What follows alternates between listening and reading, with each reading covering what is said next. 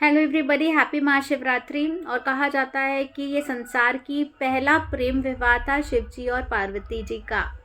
हमारे जितने भी भगवान जी आए उन्होंने हमें कोई ना कोई लेसन दिया। तो जब शिव जी और पार्वती जी की बात करते हैं तो मुझे दिल से बहुत बहुत बहुत ज़्यादा अच्छा लगता है, क्योंकि जो शिव जी हैं उन्होंने पार्वती जी को ही चाहा, उन्हीं से विवाह किया। पार्वती जी ने शिव जी को चाहा और उन्हीं से ही प्रेम किया और विवाह किया। प्रेम जो है भगवान का दिया हुआ एक बहुत खूबसूरत तोहफा है, क्योंकि प्यार सबसे पहली बात सबसे हो नहीं सकता। हम कितनी बार भी कितने लोगों को आई लव यू कहते हैं, लेकिन जो प्यार होता है वो एक तो अपने आप होता है, और जब हम किसी से प्यार होता है तो इंसान बहुत बहुत तपस्या करता है, बहुत मेहनत करता है और कोशिश करता है कि उसी से विवाह हो। क्योंकि मेरा ये दिल से मानना है कि प्यार मतलब विवाह।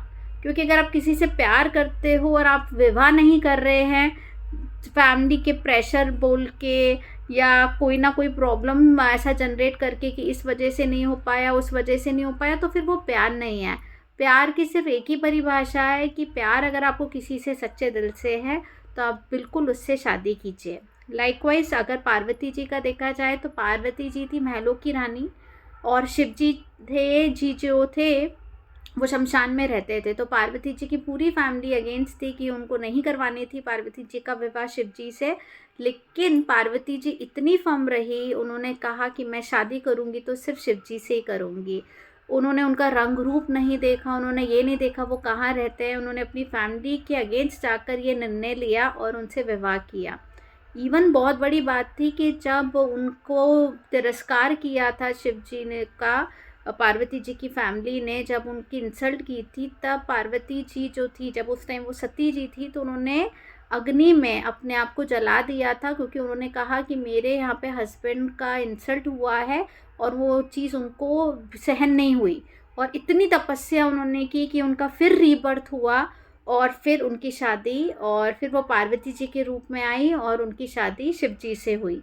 और शिव जी ने भी ऑन द अदर हैंड वो भी भटके नहीं, उन्होंने बिल्कुल साधना रखी, उन्होंने भी मेडिटेशन किया, उन्होंने भी बहुत पाठ पूजा किया, तपस्या की, और फिर जाके उनकी शादी पार्वती जी से हुई आफ्टर रीबर्थ, राइट।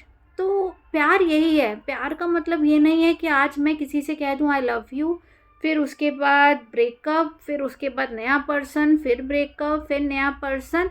लेकिन हाँ, मैं ये ज़रूर कहूँगी कि बहुत सारी गलतियाँ एज़ अ ह्यूमन हम करते हैं। मैंने भी बहुत सारी गलतियाँ की होंगी।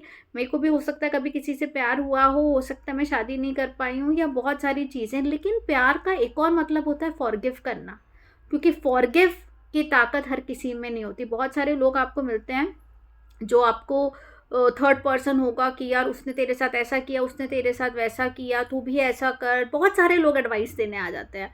लेकिन अगर आपको किसी से प्यार है ना, फॉरगिव कीजिए। किसी से प्यार है तो उसके लिए लड़िए। किसी से प्यार है तो एक इतिहास बनाइए, क्योंकि प्यार आपको दोबारा नहीं मिलता। आपको पैसे मिल जाएंगे, आपको बहुत सारी चीज़ें मिल जाएंगी, लेकिन आपको जो चीज़ नहीं मिलेगी वो है सच्ची मोहब्बत। इसलिए सच्ची मोहब्बत का अर्थ ही है विवाह। इसको प्लीज़ मेरी बात को मानिए और समझिए, और फिर देखिए लाइफ कितनी कमाल होती है। और जब भी मैं आप लोगों को कुछ एडवाइस देती हूँ तो डेफिनेटली मैं भी इम्प्लीमेंट करती हूँ, क्योंकि जब तक हम खुद से इम्प्लीमेंट नहीं करेंगे तो एवरीथिंग इज़ वर्थलेस।